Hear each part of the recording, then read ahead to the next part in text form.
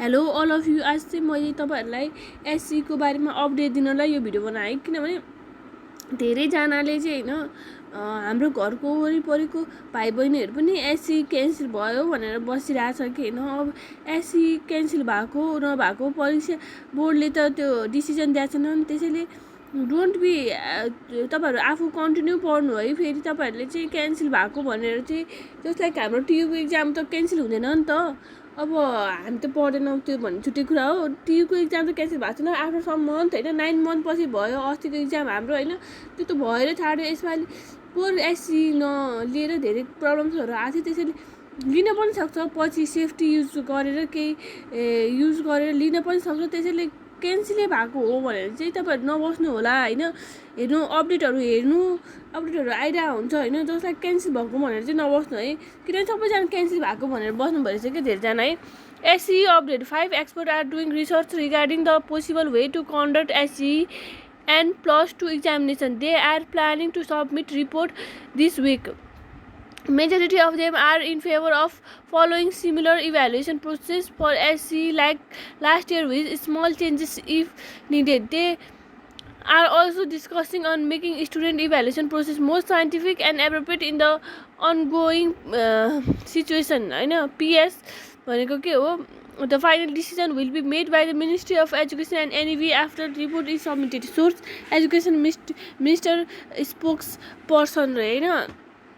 अब क्यान्सल हुने प्रोबेबिलिटी भएको हो होइन। धेरै नै क्यान्सल भएर पोर जस्तो इभ्यालुएसन हुनसक्छ होइन। तर क्यान्सलेसनै भएको भनेर चाहिँ नबस्नु होला, क्यान्सल भएको होइन यो।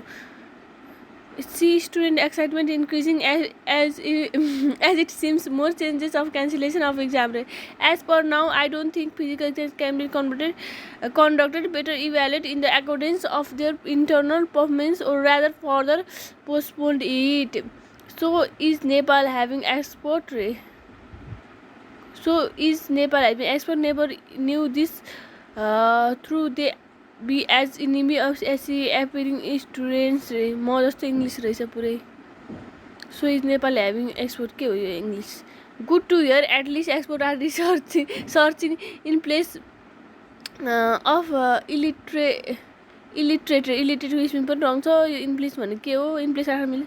Education minister I think export will be in favour of student in this crucial situation but we to a fault as well. If government handle to private institution, then private institution will give marks haphazardly for the frame of institution due to the which original result won't come and divide more than expected. हो यो चाहिँ सही हो कि जे पाए त्यही सबैलाई ए दिने A+ दिने यस्तो भइरहेछ कि। अनि त्यसैले यो कोरोना जहिले चाहिँ गए नि हुन्थ्यो नि। अब The solution from my side will be make a portal where student can give online exam by staying at home. The way of evaluation done last year is not proper solution for the student. They should be give exam through online mode of a common platform we should be created होइन।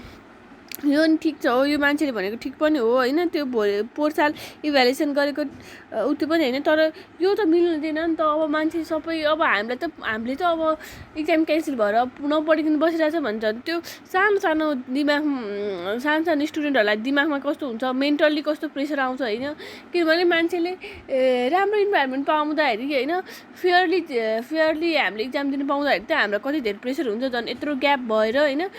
अनि त्यसपछि यत्रो lockdown छ, अब मान्छे कहाँ हुन्छ, कुन ठाउँमा गएर पढिरहेको हुन्छ होइन। त्यो इक्जाम पोसिबलै होइन कि, यो त पोसिबलै होइन। कुन ठाउँमा कहाँ हुन्छ यो त पोसिबलै होइन।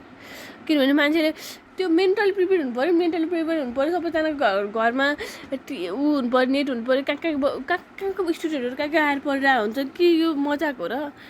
ऐसे स्टुडेन्ट आर स्टिल, किनभने 10 पछि नै इक्जाम 10 मात्र होइन नि त इक्जाम, 11-12 ब्याचलर ल 11सम्मको लाई मार्क्स दियो रे। तर फर्दर एजुकेसनले डिटरमाइन गर्छ नि त, त्यति मात्र त हुँदैन नि त। फर्दर एजुकेसनले डिटरमाइन गर्छ क्वालिफाइड छ छैन। त्यही पनि यो जब चाहिँ भन्नु मिल्दैन। एकाडेमिक क्वालिफिकेसन के चाहिँ डिटरमाइन गर्छ र होइन। मान्छेले त स्किल यो एकाडेमिक क्वालिफिकेसन खासै केही डिटरमाइन गर्छ जस्तो पनि लाग्दैन मलाई त।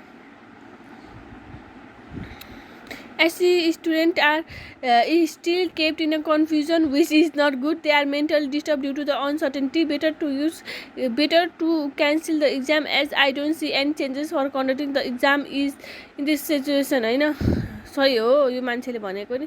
Finally, I know why Nepal is poor and background. Our social teacher is always right रे. ल यो कस्तो इङ्ग्लिस बोलेको म भन्दा नि danger. When I know backward sorry मैले चाहिँ background भनेछु. Our social teacher is always right. For one simple work, it takes 6 to 7 months for planning. Exam should be conducted and question sheet should be sent to every school, and maximum 5 hours should be given to give the answer through online medium with the help of respective school. यो पनि छैन, ठिक होइन है. एनइभी decide कहाँको मान्छे अब कहाँ आउनु त, कहाँ त्यही मान्छे बस्छ भन्छ छैन नि. कस्तो सेन्स हो एज तपाईँहरूले थाहा छ. तपाईँहरूले कहिले पनि तपाईँले आफ्नो घरबाट बाहिर निस्केर होइन अरूको बारेमा बुझ्नु भएको छैन होला, स्कुलको बारेमा थाहा छैन होला तपाईँलाई होइन. त्यो स्कुलमा चाहिँ कहाँबाट तराईदेखि लिएर होइन कुन ठाउँबाट पढिरहेको हुन्छ कि आएर होइन रेनमा बसेर. मलाई थाहा छ कि होइन तराईको मान्छे रेनमा बसेर स्टुडेन्ट के हामीलाई त खाना पकाएर स्कुल गएर अनि त्यसै स्कुल गएर अनि आउँदाखेरि मम्मीले खाना पकाएर दिने होइन. तर स्टुडेन्ट आफै पकाएर अनि त्यसै आफै स्कुल गएर आफै सबै कुरा कति चाहिँ गाह्रो होला भनौँ न. त्यस्तो स्टुडेन्टहरू तपाईँहरूले थाहा छैन नि त. त्यसैले तपाईँहरूले के पनि थाहा छैन कि तपाईँलाई के पनि थाहा छैन होइन यो कुरामा होइन. त्यसैले यु बेटर डोन्ट टक किनभने तपाईँहरूले थाहा छैन स्टुडेन्टहरू कहाँदेखि आएर सानो बच्चा कस्तो त्यो के कस्तो माया लाग्दो के होइन यो सिचुएसन्सहरू सबैजनाले एफोर्ड गर्न सक्दैन नि त होस्टेलमा राख्नलाई.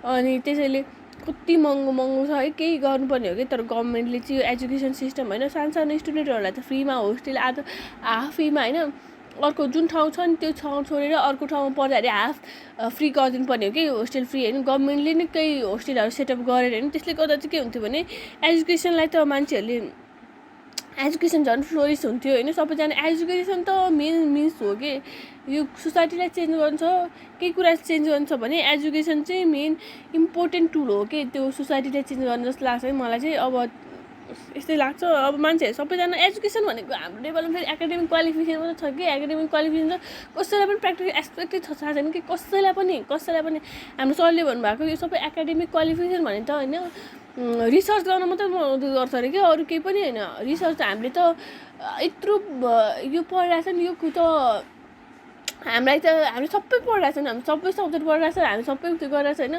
यो चाहिँ किन पढिरहेको छ हामीले यो रिसर्च गर्नलाई केही कुरा नयाँ इन्भाइरोमेन्ट गर्नलाई मात्रै यो एकाडेमिक क्वालिफिकेसन चाहिने होइन. हामी सबैजना रिसर्चर बन्छ त त्यत्रो पढेको बन्दैन नि. त्यसैले हाम्रो अलि के भन्छ स्किलफुल अलि प्र्याक्टिकल वेमा यो सरको करिकुलम हुन्छ नि त्यसरी गर्नुपर्ने हो. तर एनिवे हामीले भनेर केही हुँदैन है.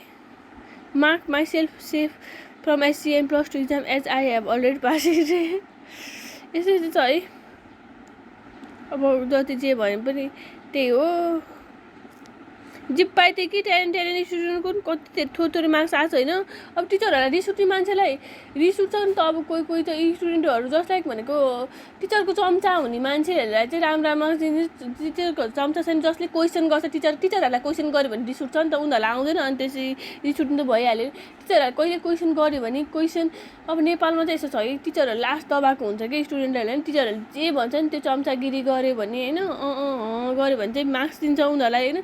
मैले चिनेको एउटा भाइ बहिनीहरूलाई होइन उनीहरू छ होइन आफ्नो उनीहरूमा छ होइन. अब उनीहरूको साथीले झगडा गरेर पनि उनीहरू अब त्यसमा मुसियो नि त ग्रुपमा त. अनि उनीहरूलाई कम मार्क्स आउनेदेखि लिएर होइन यस्तो हुन्छ. अब यस्तै हो. अब के चाहिँ गर्न सकिन्छ र अब इक्जाम नभएपछि होइन टिचरहरूले अब मन पर्दै हालिदिइहाल्छन् मार्क्स है. अनि त्यो पनि मान्छेले त कोही स्टुडेन्टहरूले चाहिँ यस्तो सोचिरहेको हुन्छ नि त अहिले राम्रो मार्क्स गर्नु म SCमा दुःख गर्छु भनेर हुन्छ नि त. SC पहिलाकोले अब के अन्त ठिकै छ. अब यस्तै छ है. आफू अपडेटेड हुनु इक्जाम अहिले इक्जाम नभए पनि अहिले SC भयो नि अहिले क्यान्सल चाहिँ भएको छैन है. तपाईँहरू अपडेटेड हुनु आफू अपडेटेड हुनु. तपाईँहरू कसैलाई कसैलाई थाहा छैन कि एसी हुँदैन भनेर ढुक्क परेर बस्नु भएको त्यस्तो केयरलेस चाहिँ नहुनु होला है। अनि आफू अपडेटेड हुनु होला। त्यही पनि म भिडियो बनाएर हालिरहन्छु है, किनभने कोही पनि अपडेटेड हुँदैन। फर्म खुलेको दिन लिएर यो एसी चाहिँ क्यान्सल भएको भनेर बसिरहेको छ होइन, तर क्यान्सल त भएको छैन नि त। अनि त्यसरी मैले इन्फर्मेसन अब आफै इन्फर्मेसन हाल्नै पर्छ जस्तो लागेर मैले बनाएको है video. Thank you so much for watching my video. Thank you, by.